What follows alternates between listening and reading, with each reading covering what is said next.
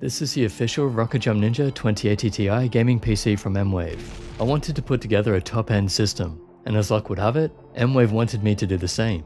So this is a sponsored video, but it's the PC I was going to buy anyway, and if I find anything bad about the system, I'm going to tell you. That's a big if, because it's a beast. I did want to try a few different parts to my usual builds though, and based it on some recommendations from others. So let's go through a list of what I got and why, and then I'll show you what it can do. Now this case is by far my favorite so far. I wanted one that not only looked good, but had a lot of space, and the Lian PC011 provides that.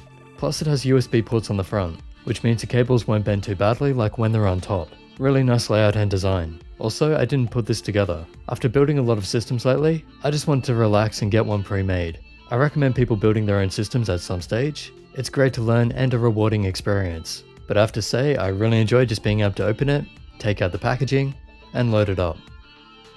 For memory, I chose 32GB of DDR4, which is the G.Skill Trident Z RGB at 3000 MHz. It looks great, and from what I've heard, the performance is solid too.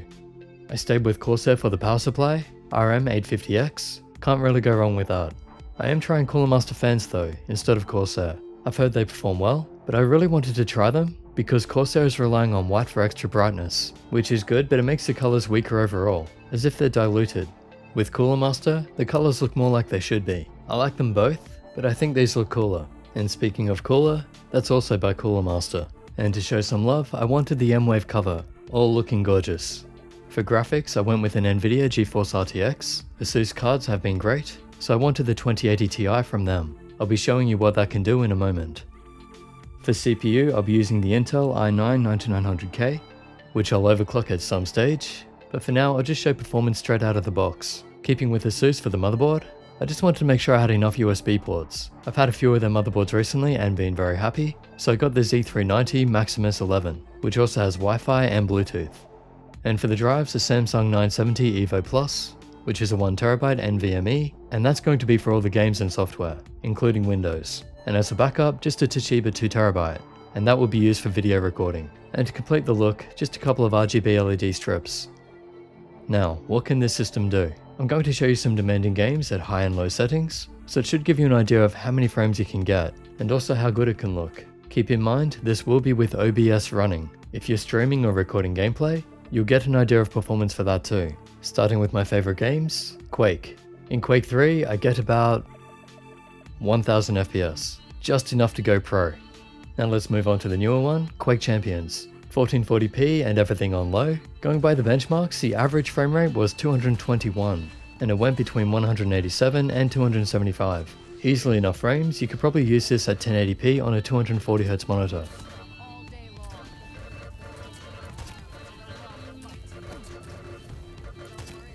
Jumping up to everything on Ultra, the average went down a fair bit to about 162, minimum was 117, so still enough for G-Sync, and maximum was 197. So for 144Hz monitors with G-Sync, I would probably turn down a few settings, just to make sure the frames were kept around 140.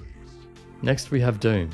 On Ultra the average was 118, ranging between 86 and max 172. Obviously a more demanding game engine, but it looked amazing, and it still ran smoothly.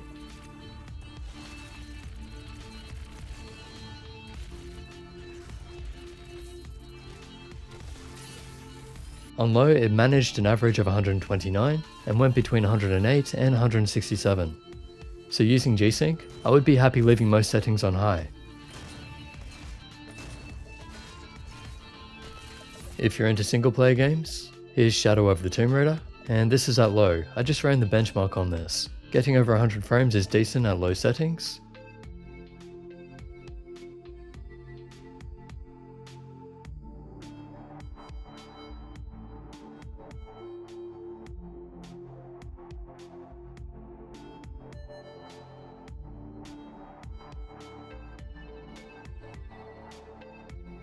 And at max, it's just over 60.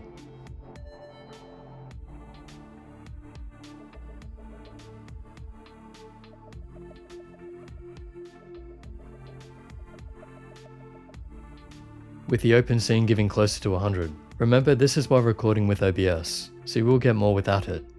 However, turning on NVIDIA RTX DLSS, the performance increases a lot. hitting closer to 100 with the same highest settings.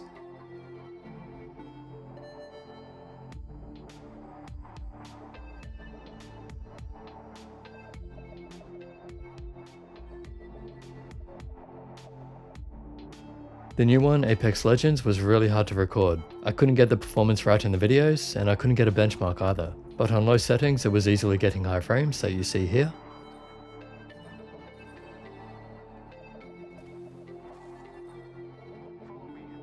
And on ultra settings, again, really high performance. Seems the game engine doesn't stress this system too much. But being new, maybe it's not too compatible with OBS. I'm not sure.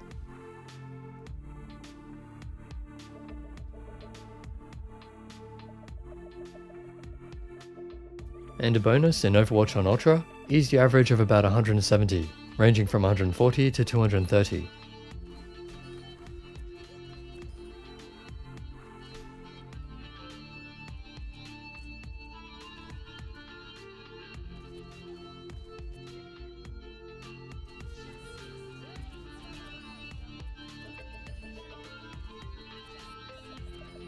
On low settings though, the maximum is 300. And it was staying there, even at 1440p. So obviously the system can run that one with ease. So that's the gameplay, let's talk the conclusion. As you saw in the benchmarking, the temperatures remained stable, got plenty of frames in the usual settings, and it performed well even on Ultra. The fans remained quiet too, really happy with their performance, and I really do think the clear plastic is a better look, or it's just a really nice change anyway. I wanted a top of the line system that looked amazing, and that's what I got. So while I could have built the PC for less, by removing the RGB and downgrading some of the parts, that's not what this system is about. This is an overkill PC. It's a beast. It's one of those things you buy because you want the best, so you can play games at high detail, record and stream them, and edit videos with ease, or do whatever creative work that requires that kind of power. Really, it's made for people like me who want to create content on Twitch and YouTube. This is our job, so it makes sense to spend more on our tools. But of course, gaming enthusiasts could also make use of it. Again, here's a list of what's inside. I'm not a fan of 4K, I don't think we need that resolution on gaming monitors just yet, but this has the power for it.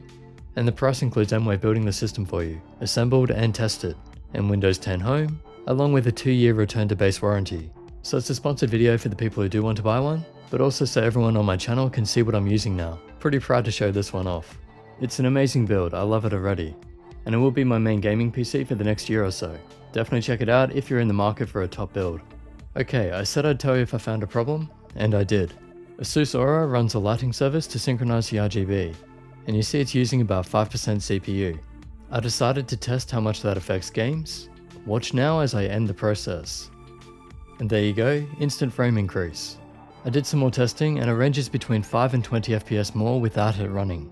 It's also more stable. I only found this out after I'd completed the video, and I have to say, ASUS, that's not acceptable. It's been a known issue for a few years now, and I did manage to get it down to 2% use by not using the synchronization, but we shouldn't be having that sort of issue anyway. The good news is, you don't actually need to run the software. You can leave the lights on default and you won't get any performance decrease from it, but we shouldn't have to be avoiding the software either. So it definitely needs to be addressed by ASUS. In case that wasn't clear, basically all the test results I just showed you add 5 to 20 frames on each, and those are what the scores should be without the software running. And furthermore, the functionality of RGB control is very limited in the BIOS. So it is a minor concern overall, but it's also worth mentioning for people with other PCs that also have the lighting service running. Try ending the process and see how many more frames you get. I would actually suggest uninstalling the software. Set the lighting you want, then uninstall it, hopefully it's all good. And lastly, I'm now an MWAVE affiliate as well, because they're awesome and have been a huge support for the channel for 3 years. And that means you can use my links when purchasing through them, and that helps support what I do. So I hope that covers pretty much everything. Leave a comment below if you want something else answered, and I'll try to cover it when I do the overclocking video. Until then, subscribe for more mouse reviews and gaming videos. Use your links in the description if you want to help support the channel, including the MWAVE link. And as always, like and share this video, and I'll catch you in the next.